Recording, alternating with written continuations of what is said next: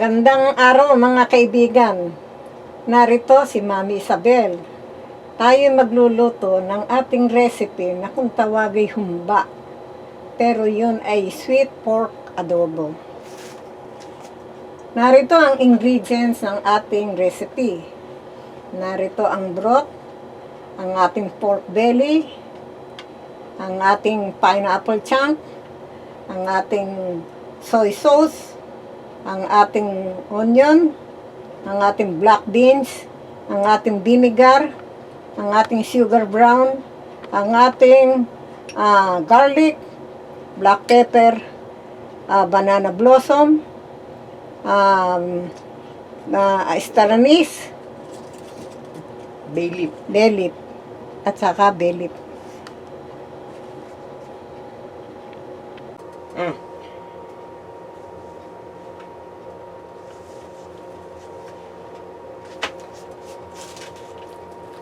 So, huhulog na natin ang ating belly.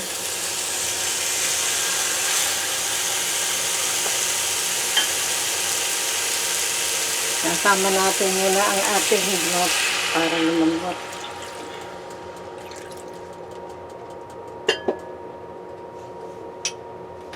Lagay na natin ang lahat ng ating ingredients. Sibuyas,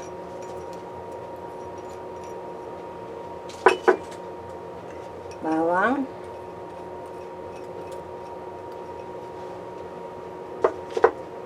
ang ating banana blossom, laurel, at saka star anise, ang ating paminta, ang ating black beans, ang ating sugar,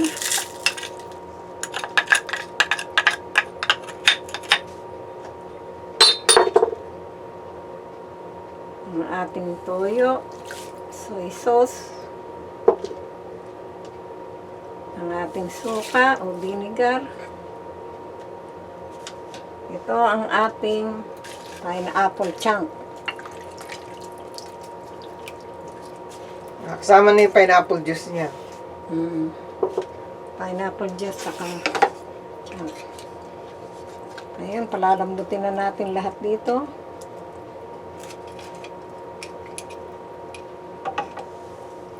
Hintayin muna natin ng isang kulo bago natin takpan dahil may suka eh.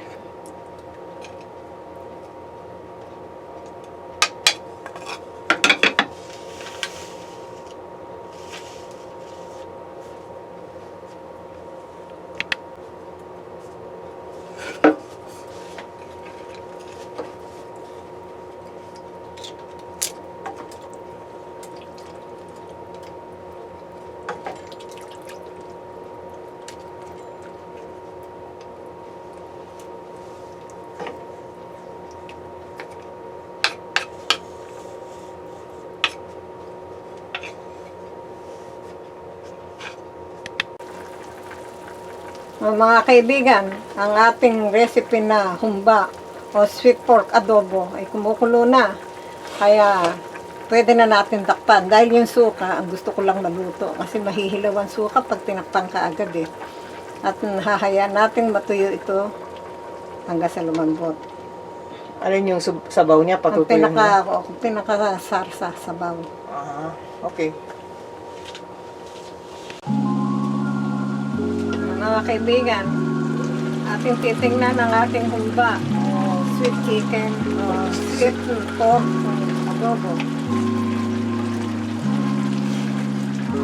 Luto muna natin. Mother pork na tayo, hindi na tayo chicken.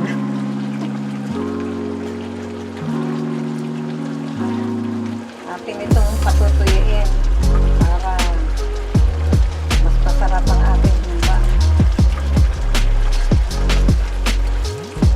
Ayan, patutuyin na ba yan? Patutuyin ito, konting tuyo naman. At okay na. Masarap nang kumain ng tanghalian.